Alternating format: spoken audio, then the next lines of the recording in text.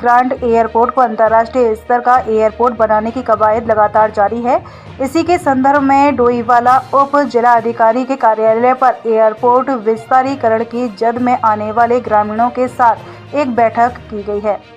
बैठक में डोईवाला उप जिलाधिकारी अपर्णा डोडियाल, तहसीलदार नायब तहसीलदार युकाड़ा देहरादून व नायब तहसीलदार SLAO के साथ तमाम ग्रामीण मौजूद रहे। ग्रामीणों ने अधिकारियों के समक्ष अपनी बात रखते हुए कहा कि विस्तारीकरण की जद में आने वाले परिवारों के साथ जो परिवार बच रहे हैं उनका भी विस्थापन किया जाए और सभी प्रभावित विस्थापितों को जमीन के बदले जमीन दी जाए। जमीन बड़कोट रेंज जोली ग्रांट में ही दी जाए। साथ ही विस्थापित होने वाले परिवार के एक सदस्य को उनकी योग्यता के अनुसार सरकारी विभाग में रोजगार दिया जाए। ग्रामीणों ने कहा कि अगर उनकी मांगें नहीं मानी जाती तो वह किसी भी सूरत पर अपनी जमीन देने के लिए तैयार नहीं है। काफी ग्रामीण नजर आ रहे हैं, किस बात पे नाराज है और क्या उनकी मांगे हैं? देखिए, जो हमारा यूनियन एयरपोर्ट है दूसरा काम चल रहा है सब, क्योंकि यहाँ पर अब और सेवाएं भी प्रारंभ की जानी है, तो इसलिए एयरपोर्ट का विस्तारीकरण कार्य हो रहा है। तो उसी के तहत हम लोगों ने के द्वारा जमीनों का अधिग्रहण किया। जो पाकिस्तानी नागरिक हैं जिनके नाम पे जमीन है उनके कुछ पॉइंट्स थे। तब जब हमारी टीमें वहाँ गई थी तो उनको बताया गया, तो उसी के तहत आज एक मीटिंग रखी गई थी जिससे उनकी जो भी मांगे हैं उनको लेके उच्च अधिकारी को क्या क्या मांगे। तो यही इसी प्रकरण के तहत हम लोगों ने आज बैठक की गई थी। तो एक बैठक हुई उसमें अब चूँकि इलेक्शन का काम होना अनिवार्य है, तो हम जो भी मांगे हैं देखिए हम आगे करवाएंगे। देखिए क्या वजह रही डिमांड्स है ऑलरेडी ये लोग स्थापित हैं, तो विस्तार हुआ है, थोड़ा सा क्लोज है, तो बैठ के बात की गई है। उनके द्वारा जो भी है मांग है वो संबंधित अधिकारियों को बताया जाएगा, जो भी करेंगे। आखिर कब तक मांगे? अभी तो टाइम लिमिट कहना पॉसिबल नहीं है, क्योंकि आज ही हम लोग की बैठक हुई है, आज ही हमें उसकी मांगे प्राप्त होगी, तो विचार विमर्श किया जाएगा। और अगर ग्रामीण को रही वो अब आगे जाके देखेंगे क्या फैसला होता है।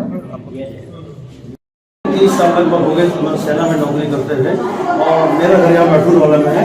और जैसा कि हम सबको पता है इसका विस्तारीकरण चल रहा है, जिसमें हमारी जमीन और दुकान और मकान भी इसकी जद में आ गए हैं। तो हमको एक तरह से खुशी की है कि एयरपोर्ट इंटरनेशनल एयरपोर्ट बन रहा है, यहाँ पे अच्छा लगेगा, लोग आएगा, लोग आएंगे, हम रिटायरमेंट के बाद हम भी थोड़ा सा अपने को खड़ा कर सकते हैं। बट सब जब इसके बाद हम लोगों ने जब इसके सिस्टम को देखा है, इन्होंने जो इस सिस्टम में हमने गड़बड़ी पाई है कि मेरे एक बड़े भाई को एक विस्थापन निधि, बाकी जमीन का पैसा मुझे मेरे अकाउंट में आ गया, मकान का आ गया, पर जब विस्थापन निधि एक आती है जो लगभग 8,37,000 रुपये होती है अपने घर को अपने परिवार को शिफ्ट करने के लिए, तो इन्होंने SLO ऑफिस ने क्या किया, ADM office and SLO office ने सिर्फ मेरे बड़े भाई को दिया और इसी को परिवार काउंट किया है। बाकी पूरा रजिस्ट्री हम 3 भाइयों के नाम पे है, सब के नाम पे चले हुए। मेरे फादर एक्सपायर हो गए 2013 में, तो मेरे दो भाई को उन्होंने छोड़ दिया और सिर्फ एक बड़े भाई को ही R&R का अमाउंट दिया। तो मैं तब से लगभग 6 महीने मैंने 3 बार छुट्टी, मेरा पूरा कोर्ट में कोर्ट में घूम कर निकल गया। SL ऑफिस, SDM ऑफिस, मतलब किसकी गलती मार सर ये दिया। तो 2013 का जो विस्थापन निधि इससे बनाई गई है, और उसको जब मैंने ADM ऑफिस से पूछा कि सर क्यों हम लोगों को छोड़ दिया, तो उन्होंने बोला कि आप SL ऑफिस से पूछो। SL ऑफिस बोला कि आप ADM को पूछो। मतलब मुझे 2-3 दिन तक ऐसी अगस्त की बात बोल रहा हूँ, ये चक्कर लगाए। फिर उसके बाद मैडम ने, जो SLO मैडम ने मुझे एक बुकलेट दिया कि आपको इस जो रूलिंग के हिसाब से आपको नहीं मिला। जो अब ये भी हमारा गांव है। मैं चाहता हूँ जैसा मेरे साथ हुआ है, जैसे मेरे साथ हुआ इन लोगों के साथ ना हो। इनके प्रत्येक जितने भी परिवार एक कुटुंब परिवार को सबको विस्थापन निधि अलग में मिले, ताकि जो जितने परिवार छूटे ना। ऐसा नहीं कि हमारी तरह एक भाई को दे दिया और बाकी भाइयों को छोड़ दिया।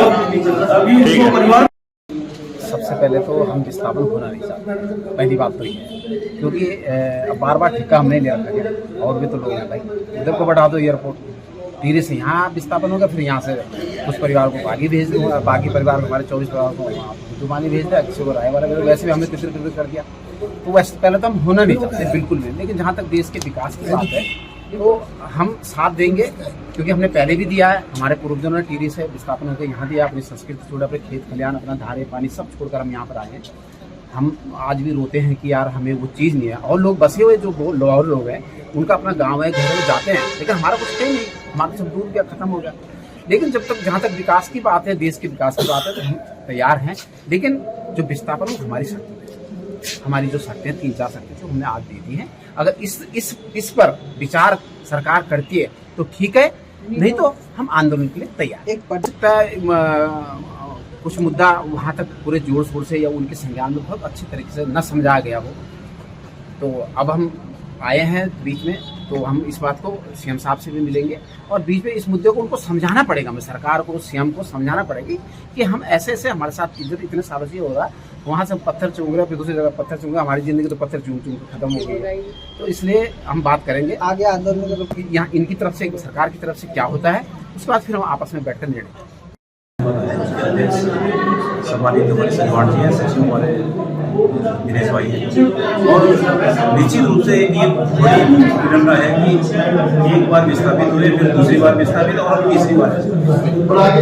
एयरपोर्ट से फायदा है, लेकिन किसका फायदा है? ये उनका फायदा है जिनके बड़े बड़े होटल हैं। आप एयरपोर्ट की बाउंड्री के बगल में आप 4 दिन रह के देखिए, इस समय 27 फ्लाइट आ रही है। 27 फ्लाइट जब आती है और जाती हैं, तब उसके बगल वालों की क्या स्थिति होती है? हमारा यही मानना है कि अगर वो जमीन लेते हैं तो जमीन के बदले किसी नगर पालिका क्षेत्र में जमीन दें। दूसरी बात, हर परिवार को गवर्नमेंट जॉब में रखना चाहिए, हर परिवार के नहीं होती तो हमारा संघर्ष समिति जो आदेश करेगा, हम 24 घंटे उनके साथ हैं।